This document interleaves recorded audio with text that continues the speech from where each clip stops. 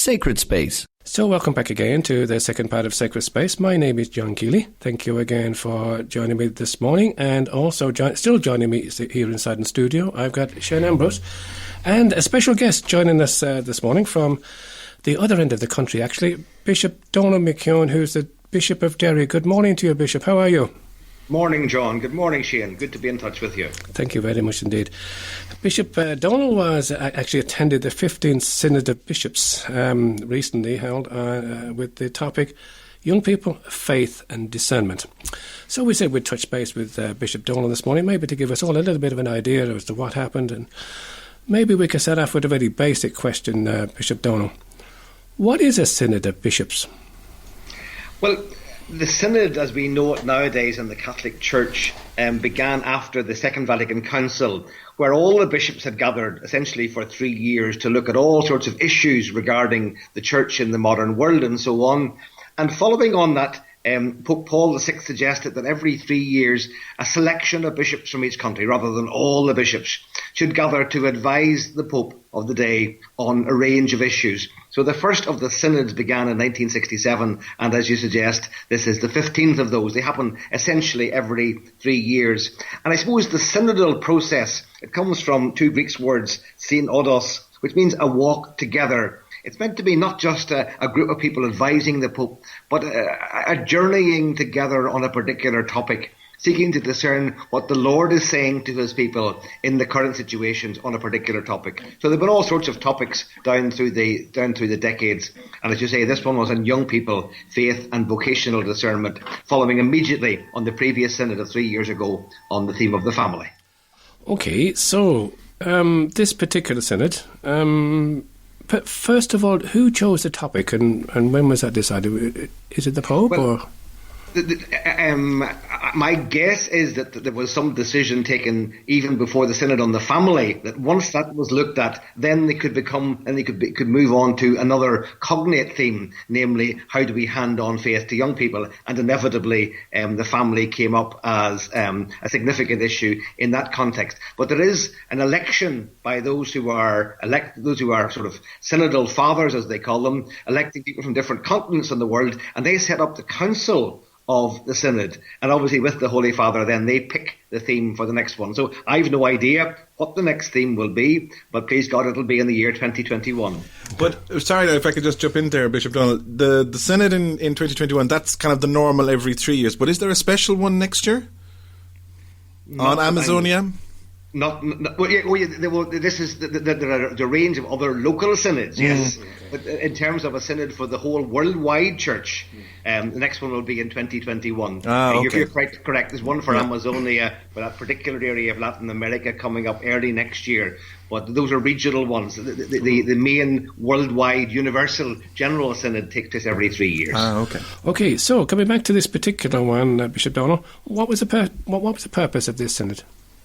Well, it really was to look at the whole area of young people and faith and discerning their vocation. But it would be wrong to see the Synod just as if it were an event that took place to talk to the Pope.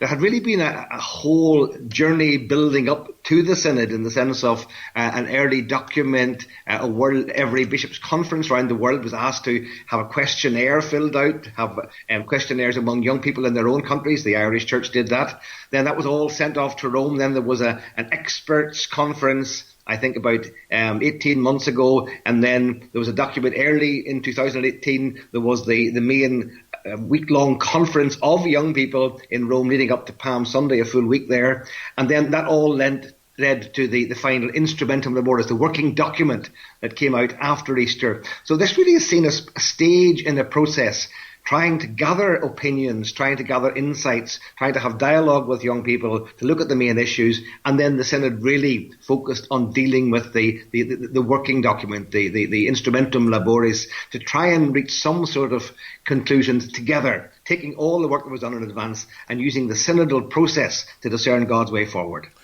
Okay, you mentioned there about lay people, young people and so on and so forth, and I believe this time maybe there was more involvement of lay people in this particular synod than previous synods. Would that be correct? Well, now, my experience of synods is, as you might imagine, very limited. I'm only a very minor bishop in the country, and it's normally two senior archbishops would be going. I happen to have been picked this time because I do a certain amount of work with young people, I think. But yes, as distinct from a synod on the Word of God or a synod on something else, this actually had 35 fabulous young adults from all around the world who were able to make their contributions in the same way as the synodal fathers were, and who made their presence very much felt. If they liked someone and the comment they made, there were hoots and claps and whistles and so on, or a more quiet response. And then they were so involved, they actually put a concert on the second last night. In the entrance to the audience hall with music and verse and so on. So it really was a very animated month of discussions where the young people played a very positive and prominent role.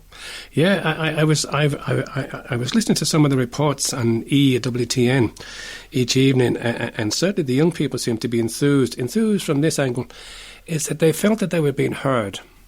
Yes. Maybe not always, that might not always be the case, but it was a chance for them maybe, and for want of a better word, on the world stage or in terms of the church, to be able to be there with the Synod Fathers and the bishops and so on, and expressing their own thoughts and ideas and believing that they were being heard by the bishops and the fathers. Must have been a great place for young people to be.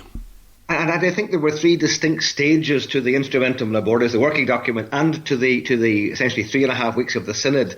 The first section tried to look at the reality of the experience of life for young people, the positives, and what an awful lot of young people around the world are experiencing in terms of pressures, in terms of distress, dis-ease, violence, economic pressures, migration, war, all of those things. Then the second section really was saying, well, how do the scriptures teach us to deal with the reality of people? And we came across a whole range of excellent scripture texts that were reflected on the call of Samuel, the call of Jeremiah, the call of Mary, and of course I'll speak later maybe about the road to Emmaus, which was the main scriptural piece for the final document. And then after having looked at the reality, looked at a scriptural sort of approach to ministering to young people, then they began to say where the key areas were where church needs to be engaged. So it wasn't just talking all the time.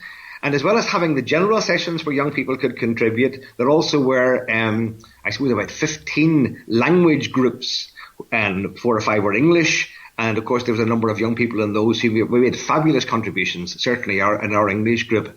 So yes, the young people were very present, as were the other advisors of one sort or another. And so the main points really that came out of the final document, Bishop Donal? Well, as I say, the main scriptural piece, John, that came out of the whole thing was the 2 disciples on the road to Emmaus. Okay. Again, taking those 3 sections. Jesus walks with 2 people who are disappointed and disillusioned. They're walking away from the community. They're walking away from where their hopes had been high. And he walks with them away from where they had hoped to find something and were disappointed. He listens to them. He takes them seriously. He hears what they're saying. Then so at a second stage, then he speaks into that. He says something that touches where they are, but with a revelation of a new way of looking at what they're experiencing and where they are. He breaks bread with them. And then the third stage is they become missionaries and go back to their own peers back in Jerusalem. So in some ways, that sense of a church that accompanies young people, that takes their experience seriously in order to engage with them and speak the word of the Lord into that and to break bread with them was important.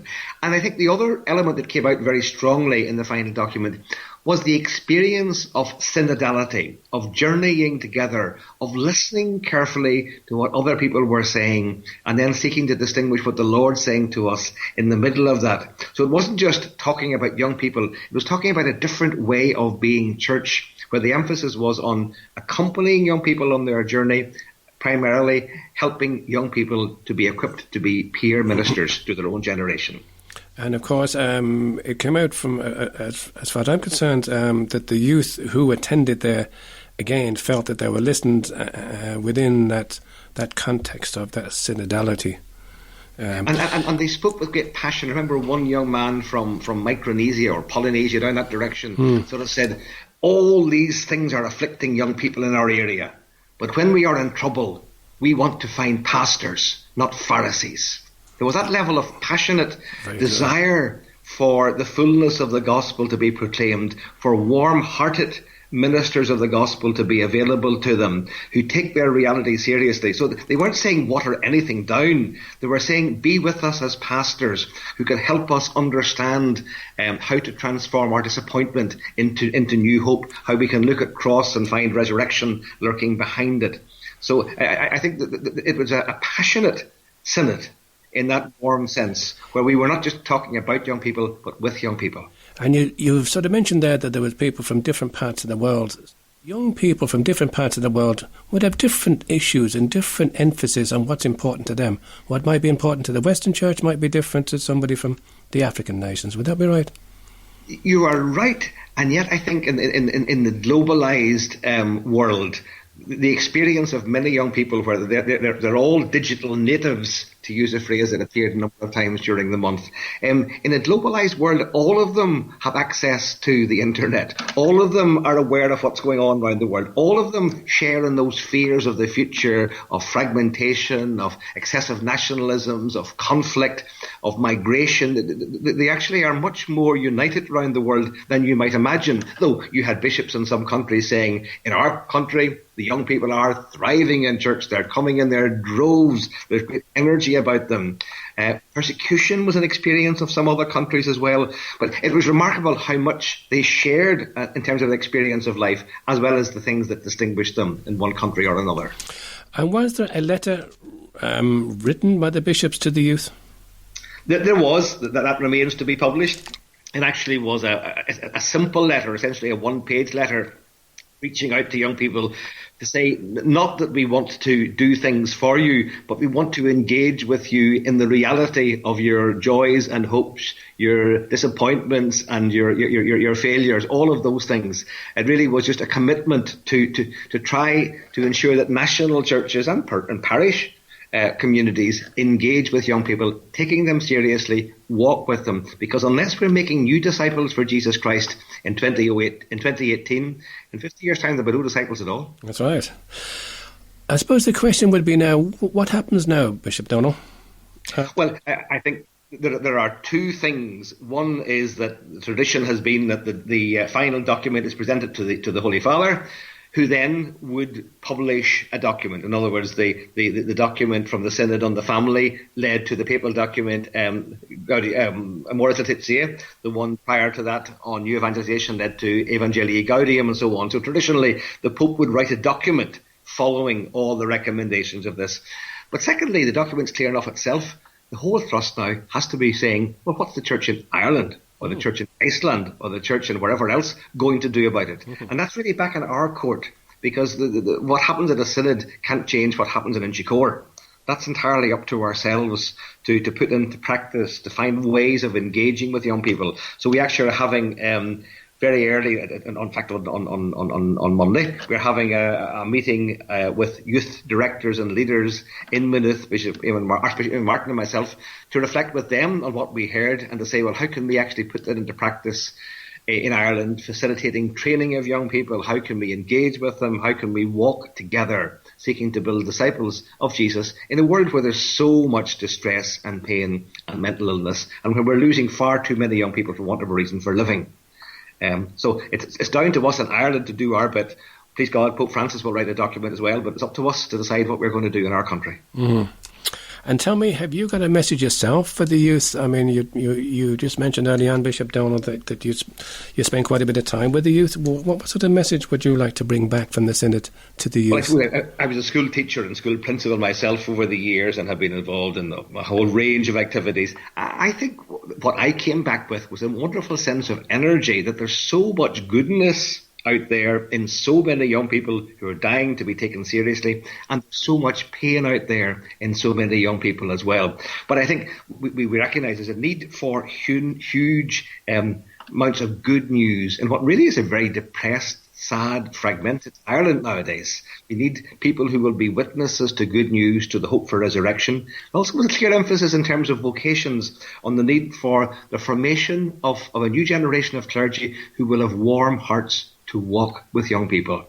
In other words, the faith engages with the head, yes, in terms of orthodoxy, but also engages with the heart in terms of love of the Lord and love of people, even when they're going in the wrong direction. And it also then engages with the hands to ensure that it's a practical, service-based faith that we're inviting young people to be involved in. So it's a challenge to all of us to say, how can we not make the church great again, but how can we make the church fit for mission in a world where there's so much pain and suffering? Yeah. You know, I was just thinking that people at my own age now, people, grandparents and parents and so on and so forth, again, you know, just thinking about the youth, we have our challenges in terms of trying to pass on the faith to our youth. And any little word of encouragement for ourselves? Points? I think the word of encouragement I have for the older generation like myself is that the world is crying out to hear good news. Let's not be ashamed of good news, but let's proclaim it as good news. Let's move beyond the notion that faith is just about keeping laws and avoiding sin. It's actually about falling in love with Jesus Christ, falling in love with the God who loves this earth, falling in love with all those who are made in God's image and likeness. So I think it's a question of finding a language that speaks that love into a world where there's so much pain. The question is, how can we be a church fit for purpose in 2018? And we need grandparents to be doing that. We need young people to be doing it. But we need to be saying there is hope, there is love, there is healing, there is forgiveness. Walk with us and we will make a better world thanks to the grace and healing of God. Lovely. Bishop Donal, thank you so much for sharing those words and thoughts and encouraging words for ourselves. And I believe you might stay with us for the gospel reflection, please. With pleasure. In a few minutes. So just before that, we might go for the music. And this one, Maybe It's Ideal. It's by Patricia Burke, and this was entitled, You'll Be My Witnesses. So let's hear this.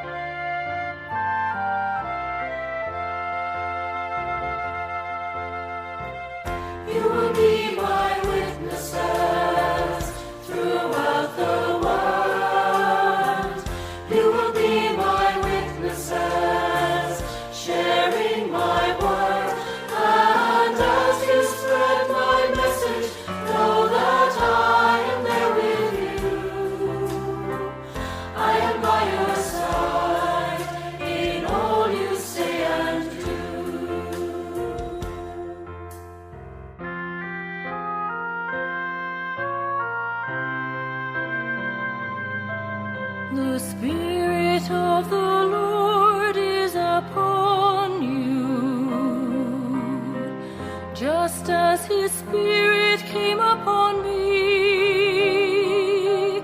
So go in my name and my good news proclaim, and be my light for everyone to see.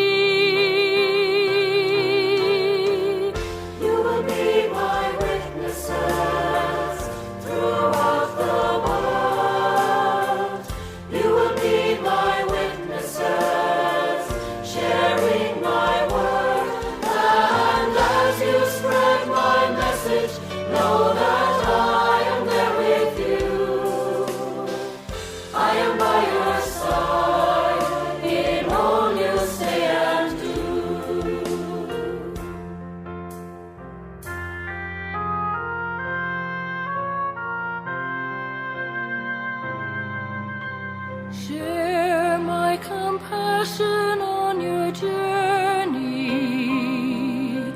Bring my healing love to those in pain. For I came that all may have life abundantly. I came that all people may be free. You will be my witnesses throughout the world. You will be my witnesses, sharing my word. And as you spread my message, know that I am there with you. I am by your side.